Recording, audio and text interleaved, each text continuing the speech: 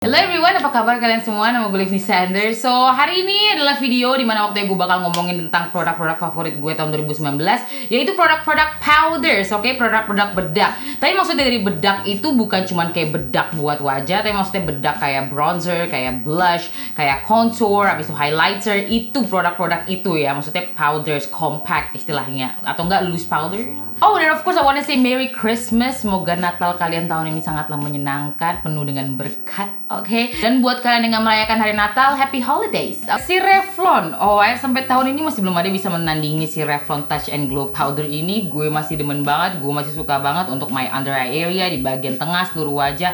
Oke banget, oke? Warna yang suka gue pakai itu creamy peach ini, oke? Kalau misalnya gue pakai tengah wajah gue, kalau gue pakai seluruh wajah sih bisa, but you know, agak keterangan. Jadi gue selalu pakai bedak yang warnanya agak lebih gelap aja di bagian luar, but ini untuk bagian tengah wajah gue beautiful, berasa kayak halus, satin, silky. Ini udah gue punya lebih dari setahun dan isinya masih banyak banget. Isi dari satu produk ini itu 20 gram ya. Dan untuk bedak tabur seperti ini 20 gram itu sangatlah banyak. Wait, bahkan bukan 20 gram, 24 gram.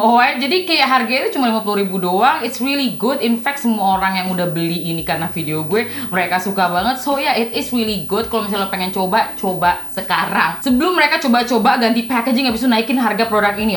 Beli sekarang. Warna lipstiknya bagus sekali by the way. Ini dari si SK. Produk dalam kategori powder, bedak kedua itu masih bedak wajah ya, dari si Pixi for Beauty Benefits yang sand beige. Ini gue demen banget kalau gue pakai di bagian luar wajah gue ya, especially untuk warna sand beige, karena kalau warna sand beige gue pakai seluruh wajah gue terlalu gelap. Jadi basically two-way cake, which is sama aja kayak powder foundation. Jadi emang coveragenya lebih bagus daripada bedak compact lainnya.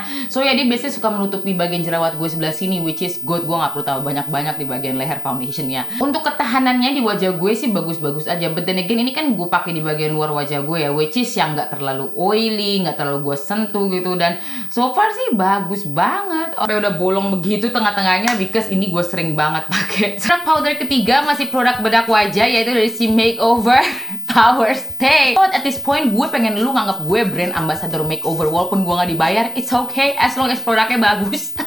Powder foundation itu harusnya tujuannya ini bisa lu pakai tanpa lu pakai foundation, oke? Tapi yang gue sadari powder foundation itu terlalu cakey kalau pakai sendiri, oke? Kecuali emang kulit lo itu minyakan banget. But then again, most of us walaupun kita kulitnya minyak, kita nggak mau cakey banget. Yang pertama kali gue punya si bedak ini tuh nggak terlalu wow banget ya. I feel like gue masih lebih suka sama two-way cake mereka yang sebelumnya. But then again, saat gue telaah gue pakai lebih sering, gue ngerasa ini ternyata lebih oke, karena emang dia teksturnya itu gak terlalu tebel on your face, oke? Jadi masih berasa ringan walaupun namanya powder foundation. Of course nambahin coverage. Dan untuk si warna W42 ini lebih sering gue pakai di bagian luar wajah gue, tahan-tahan aja foundation gue nggak kemana-mana. So emang untuk powder foundation two-way cake itu gue nggak terlalu suka untuk pakai di area tengah wajah gue, karena gue tahu area tengah wajah itu kayak sumber perhatian. Tapi kan saat pertama kali orang lihat wajah lo itu pasti mereka ngeliat bagian wajah depannya kan. Jadi gue nggak mau kelihatan terlalu cakey di area sini. Dan two-way cake biasanya dia ada coveragenya tendency agak sedikit cakey, walaupun ini nggak terlalu cakey, but you know dia lebih cakey daripada powder biasanya. Alright, ngerti nggak maksudnya? It's not cakey untuk powder foundation, tapi dia terlalu cakey untuk bedak biasa. Oke? Di sini bekerja baik untuk bagian luar wajah gue untuk make sure my foundation gak geser-geser atau nggak kemana-mana. Ini honorable mention aja. I'm not sure apakah ini bakal jadi favorit gue ke depannya. Oke, tahun depan maybe. But ini adalah dari si Luke Cosmetic, yaitu produk mereka terbaru namanya Holy Perfecting Press Powder. Gue pakai itu warna Maya untuk warna kulit medium. Ini lagi sering banget gue pakai semenjak gue dapet, let's say udah sekitar 2 mingguan, dan so far I really like this one. Untuk si warna Maya ini gue pakai di area tengah wajah gue sama bagian seluruh wajah gue, dan so far bagus banget sih kelihatannya. Agak a bit yellow, but it's okay, masih masuk. Sejauh ini dia kelihatan bagus aja sih di wajah gue. Gue gak ngerasa dia ngebuat foundation gue itu lebih berminyak. Maksudnya at least controlling, I would say. Ini press powder tapi dia ada sedikit coveragenya, tapi nggak terlalu tinggi banget. So you know, emang lebih ke press powder, dan of course definitely nggak cakey. So itu dia untuk bedak wajah. Sekarang bakal menuju ke blush powder. Favorit gue apa? Blush cream ada nggak favorit gue? Di Pixi udah tahun lalu nggak sih? Blush favorit gue tahun ini adalah dari si Mineral Botanica yang namanya Smooth and Shimmery Soft Intense. Dan warna spesifik yang gue suka banget itu yang warnanya hazelnut cream ya. Jadi dia warnanya itu lebih ke undertone peachy, tapi nggak peachy banget, nggak terlalu orange gitu. So untuk warna hazelnut cream ini tuh kelihatannya bagus banget on my skin tone. Kelihatan nggak tuh di kamera? Kayak gini gitu loh warnanya, it's just karena dia warnanya itu nggak terlalu orange dan juga nggak terlalu pink, dia itu kayak masuk aja gitu loh sama setiap eye color. Oke, jadi gue nggak perlu bingung gitu ntar blushnya pakai yang warna apa. Misalnya gue lagi nggak pengen pakai warna pink tapi mata gue pink, tapi ini bisa pakai ini aja. Dan untuk pigmentasi dari si Mineral Botanica blush ini pun juga nggak terlalu sheer punya, nggak terlalu pigmented punya, jadi enak banget dipakai. Kadang kan kalau terlalu pigmented harus hati-hati, atau nggak kadang terlalu nggak pigmented jadi harus tambah-tambah terus, cepet habis produknya. Ya untuk blush favorit gue tahun ini tuh dari si Mineral Botanica yang namanya Smooth Shimmery Soft and Intense Hazelnut Cream. Produk drugstore dan local of course tahun ini. And the next powder products yang gue suka di tahun 2019 ini adalah dari Maybelline, oke, Master Bronze mereka ini by Face Studio, jadi bronze and highlight, oke.